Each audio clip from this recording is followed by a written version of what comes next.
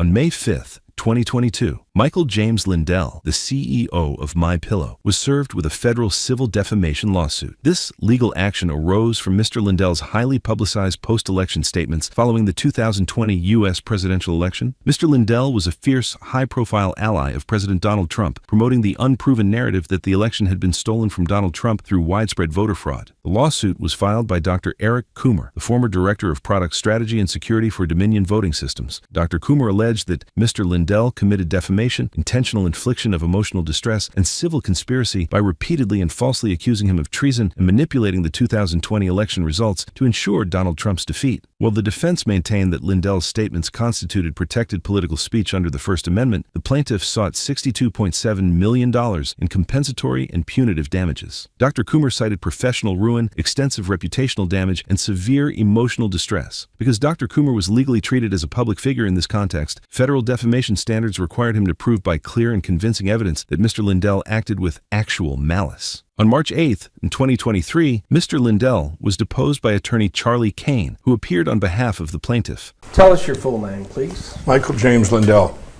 Well, good morning, Mr. Lindell. My name is Charlie Kane. We met for the first time Who's paying you? About 4 minutes ago. Okay, go. Is that right? What's it? Is that right? What was the question? We met for the first time. Yes. Okay. Here's what we're going to do. We're going to start slow because the court reporter is trying to take down what you're saying, okay? Don't sit and scold me already, mister. I'll do whatever I have to do.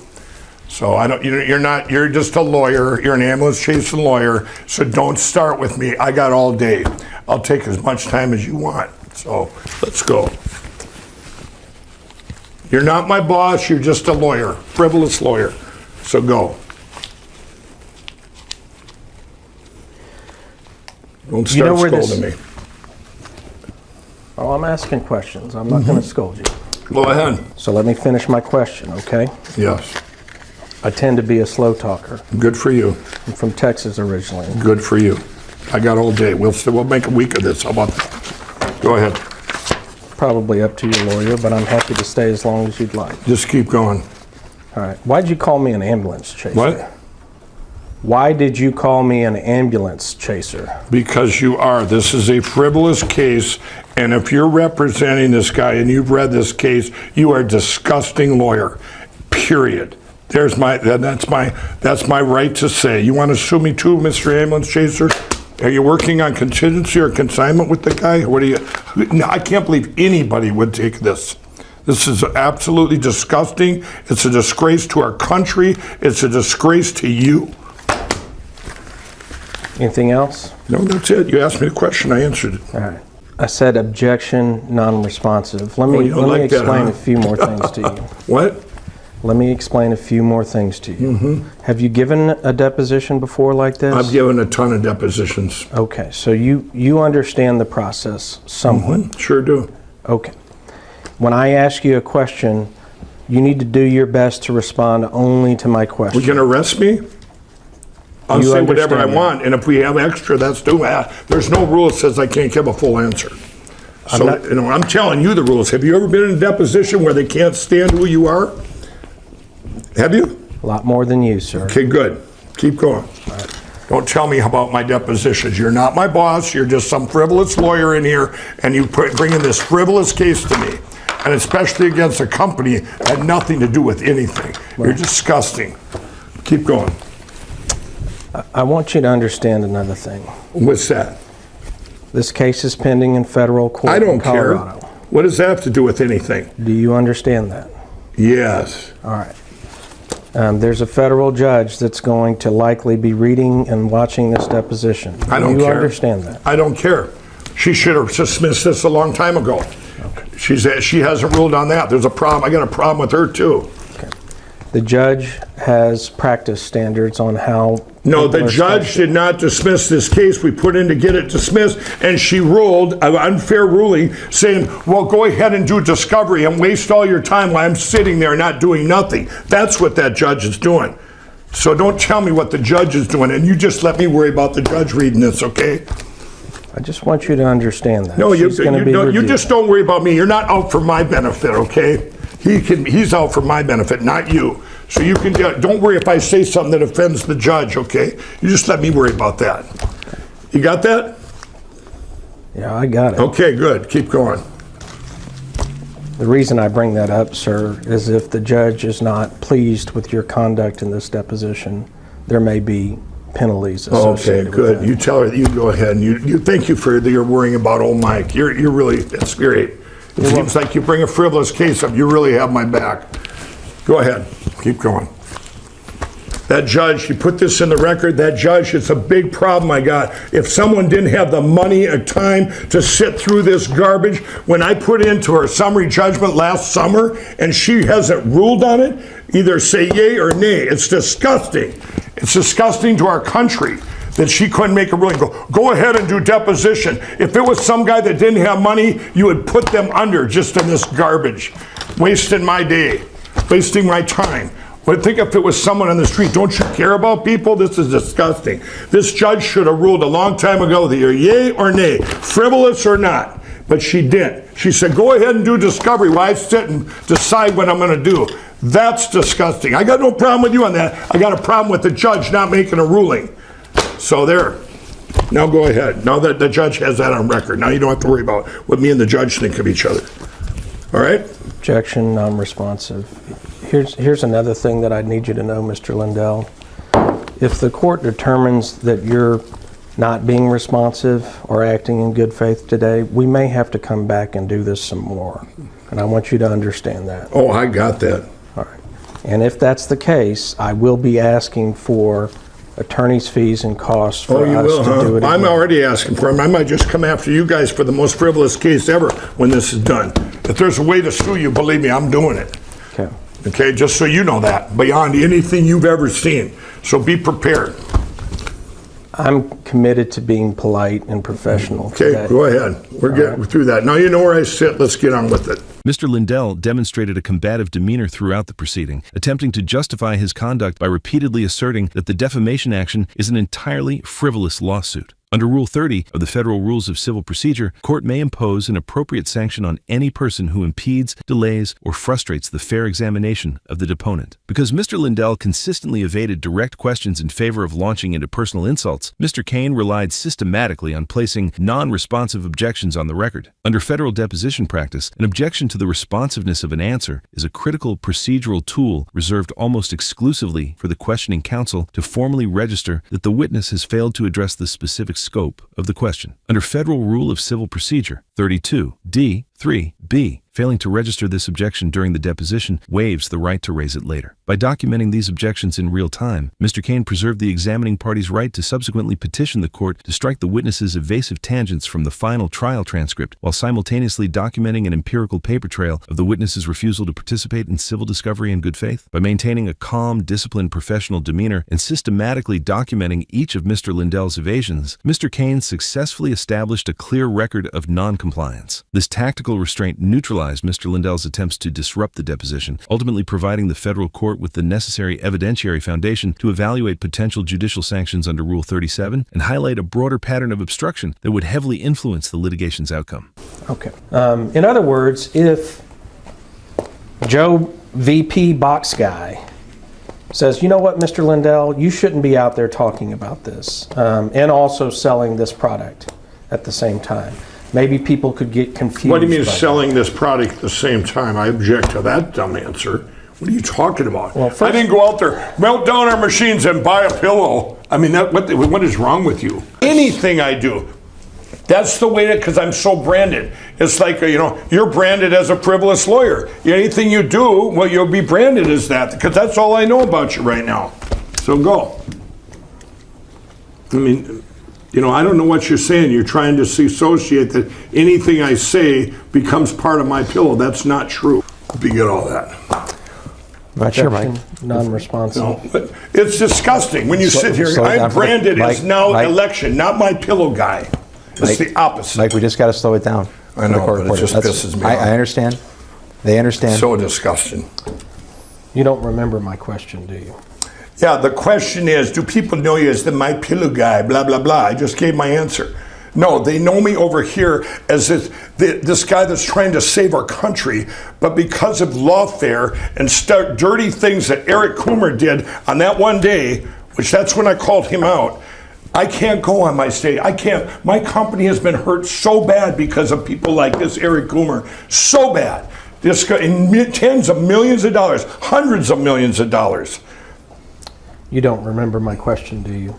Right Show there, me what page you're gonna show me. 36. Page 36, where I called you lawyers just as bad as him. I called you guys criminals. You did? Yeah, using the company My Pillow to make that statement, right? After the lawsuit, Mr. Twister, after I was sued, everything in here in your little lawsuit, other than that one little paragraph, everything I said came after he sued me. After Coomer served his papers. We don't need to replow that, okay? I've heard you say that. Well, then I'm just telling you. So that's what, using My Pillow. After.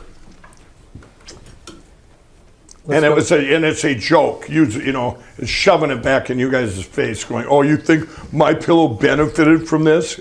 Give me a break." Talk to them employees that are trying to support their families. You guys are disgusting. What else you got? It's kind of a sad day for you, isn't it, to see how bad My Pillow's sitting, and you're trying to make it look like this was some grand thing to make money. It's just sad. It really is. It's sad. This is probably the most frivolous lawsuit in the history of the United States, and I mean that. It's shameful that judge did not dismiss this last summer when it was brought up for dismissal. Shameful. Rotten, horrible lawyers like you and the media saying, "Oh, Mike Lindell's trying to save this country just to make money." I have lost everything I've had so far. You got it?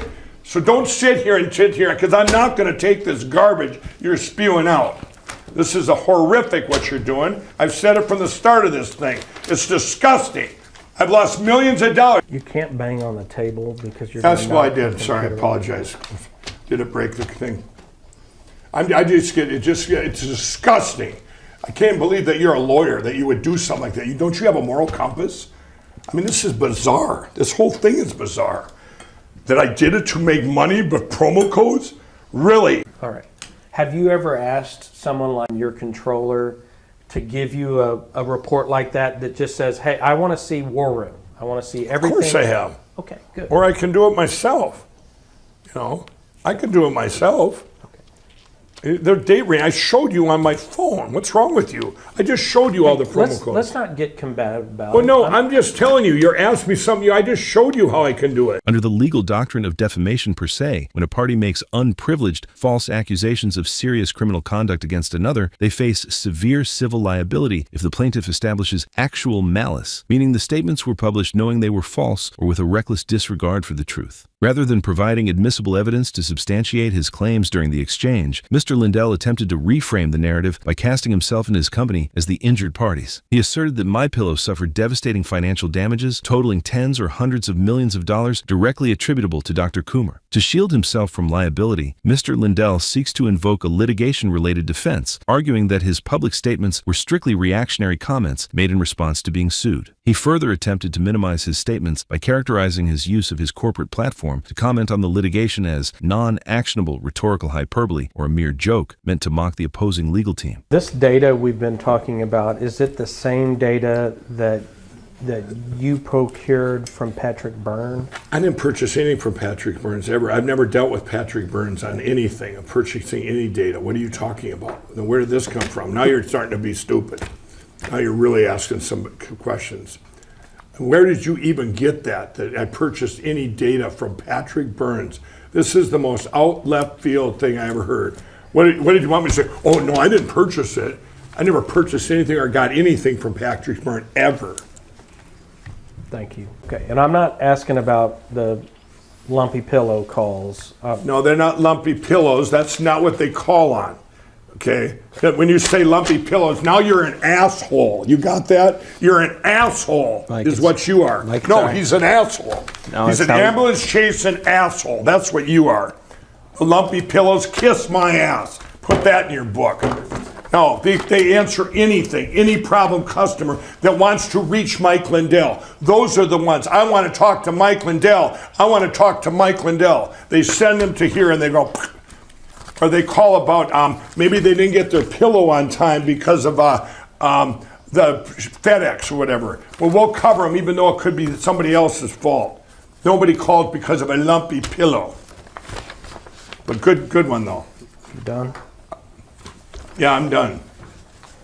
What I'm saying Obviously, you don't have a My Pillow too. You don't, do you? What I'm saying is, Mr. Lindell, Asshole. What? Go ahead. No, I'm pissed. I understand. Yeah, go. When you're saying what? do you need to take a break? No, I don't need to take a break. All right. Here's what I'm asking Your you, sir. lumpy pillow question kind of set a nerve. Because obviously, just like your question in here, Mike's in your little complaint, Mike's frivolous cyber symposium, this whole case is frivolous. You should be ashamed of yourself. But go ahead. Finish your question on this and try not to talk about, get personal and badmouth my employees or my pillows or anything like that. Go ahead. I haven't said a single word about your employees, and I don't own one of your You've attacked pillows. them. You've attacked them. You were part of this. You're getting paid on consignment. You get paid if they get money from my employees. Yes, you have attacked them. You personally did this with Newsmax. You, and I called it right out, the criminal lawyers and Coomer, when you guys did this to me. Thank you. Now you got your answer. You already knew the answer. You just was hoping there was more, I think. It sucks that you're not going to win all this money, huh? And do you feel it slipping away because you're all wrong and you realize you shouldn't have done this? I'm not sure you understand how you're perceived. I don't care how you think I'm perceived. Let me tell you how you're perceived. You are perceived as an ambulance. You're the reason what's wrong with this country with lawyers. You're disgraceful, is what you are. I read some of the crap in here that you wrote in your brief. It's disgusting. The lies in here. One of them says, after Mike was with Donald Trump in 2017 at a manufacturer summit, he started doing promo codes on Fox. I was doing it 10 years prior. This is a big lie. You're a lying lawyer. Under the standard of Federal Rule of Civil Procedure 30D3, party may only halt or limit a deposition if it is conducted in bad faith or in a manner that unreasonably annoys, embarrasses, or oppresses the deponent or party. Legally, defending the purported integrity of one's employees does not grant a witness the right to unilaterally instruct themselves or others not to answer, nor does it permit blocking relevant questions. Because Mr. Kane's inquiries into customer service calls were directly relevant to establishing whether Mr. Lindell commercially benefited from his public statements, the line of questioning was legally sound and fully within the scope of discovery, meaning Mr. Lindell's defense of his employees did not meet the stringent standard required to disrupt the proceeding. Here, Mr. Lindell wrongfully took umbrage at Mr. Kane's question related to his company, where Mr. Lindell mischaracterized it as a personal and professional insult. Following this, Mr. Lindell used a series of vulgarities to attack Mr. Kane. Under the standards of Rules 30C1, anytime a deponent subjected the examining attorney to personal insults, shouting, or profanity, they violated federal discovery rules. This triggers severe judicial remedies, including court-ordered cost-shifting sanctions to cover the attorney's fees and expenses incurred by the disrupted deposition, and can result in the court appointing a discovery referee or requiring that the resume deposition proceed in a federal courthouse under the direct supervision of a magistrate judge. After that, the deposition was paused and postponed to the following day. I had come prepared yesterday, and the record will just reflect what happened yesterday. I don't need to characterize it. But I had come prepared to show you a series of video clips, many of which you referenced interviews at CNN during the symposium, discussions on Bannon's podcast, referencing Eric Coomer. We didn't go through your discovery responses because of how yesterday went. A number of emails that I wasn't able to show you, and I am going to be asking and reserving the right to ask the court to order you to be redeposed on additional issues with additional time. And I will be seeking And I'm going to seek taking you to court because of what you've done to my employees. Everything you said comes after you sued me. Everything I said. You're an evil, evil man. There, that's on the record. Very evil. What you've done to my employees, everything that you were going to say comes after you sued me. Everything I said, and I stand by what I said. You're an ambulance chasing lawyer, evil person. You and your Eric Coomer buddy. So you will be sued. Don't worry. And you will be sued big because I won't right, back Mike. down. All right, anything else? I got better things to do with my life. We're trying to save a country here, not you guys ambulance chasing lawyers trying to get money up people that had nothing to do with it. My employees, if I sat here and they sat here and looked at you guys, they'd say, how could people do this? How could anybody do this to anybody? And that's, and did I say, and you wonder why I said that, and I apologize for calling your friend a scumbag, but I'm so upset what you did, not to me, but to my employees. What you did to my employees, why would you do that? But I think what you did is horrible. We've done nothing.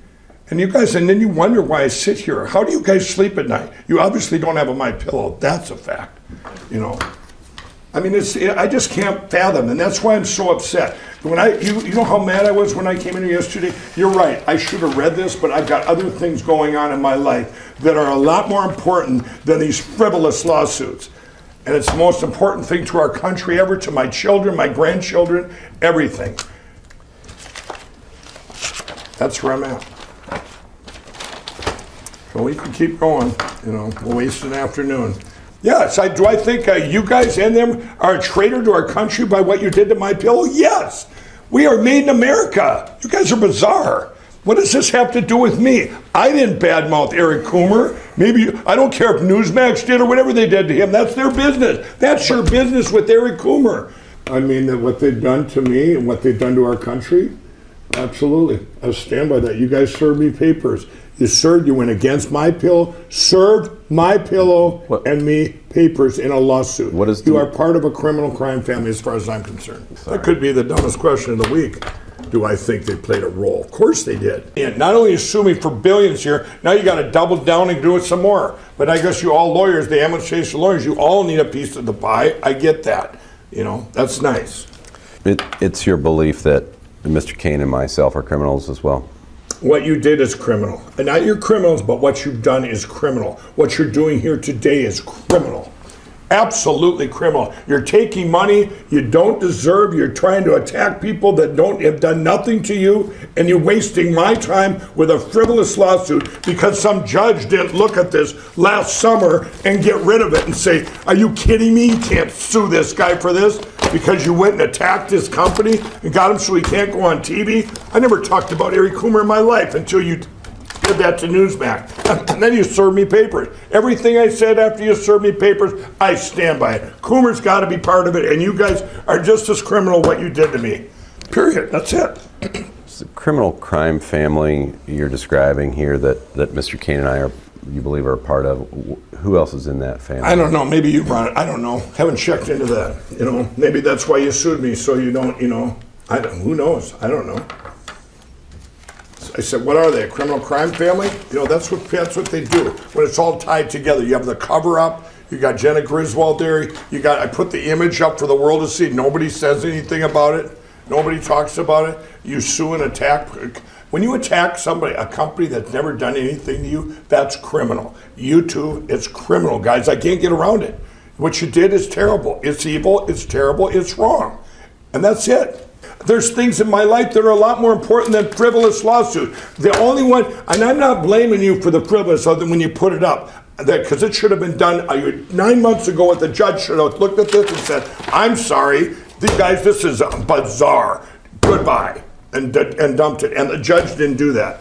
And that's disgusting that she did not dump this. Mr. Lindell accused Mr. Kane and Mr. Clower of engaging in criminal conduct. Under foundational principles of criminal jurisprudence, a criminal offense requires a clear violation of a penal statute, consisting of a physical act and a requisite culpable state of mind. Furthermore, criminal prosecutions fall within the exclusive province of sovereign government authorities, not private litigants in a civil proceeding. By claiming that the lawyers were committing a crime by filing suit, Mr. Lindell conflated a standard civil dispute with actual criminal conduct. Because Mr. Lindell obstructed the discovery process, evading straightforward questions, Mr. Kane formally noted on the record his intent to petition the court for an extension of the deposition time limit and to seek cost-shifting sanctions. Under Federal Rule of Civil Procedure 30D1, a court must allow additional time consistent with Rule 26B1 and 2 if needed to fairly examine the deponent or if the deponent or another person impedes or delays the examination. Mr. Lindell's persistent refusal to answer questions, his combative outbursts, and his extrajudicial attacks on the presiding judge's integrity provided Dr. Coomer's legal team with dispositive, on-the-record evidence to justify a motion for sanctions and a court-supervised, extended redeposition. Following his deposition, Mr. Lindell went to trial and was found liable for civil defamation in a federal lawsuit on June 16, 2025. The 8-person Colorado jury ordered his corporate media platform, FrankSpeech, to pay $2.7 million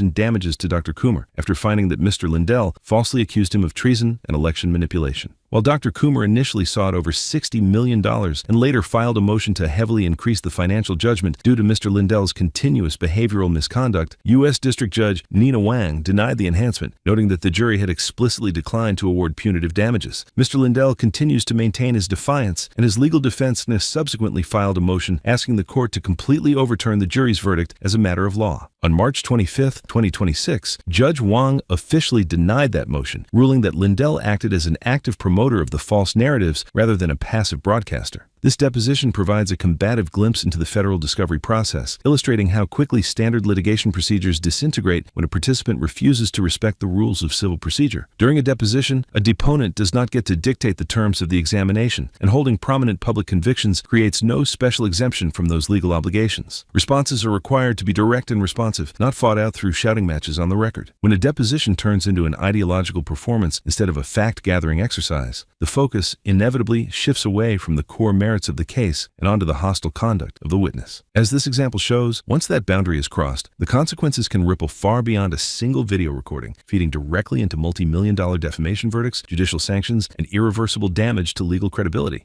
Comment below if there is a case that you would like us to cover. Thank you for watching, and don't forget to subscribe and share as we continue working to promote a more informed society.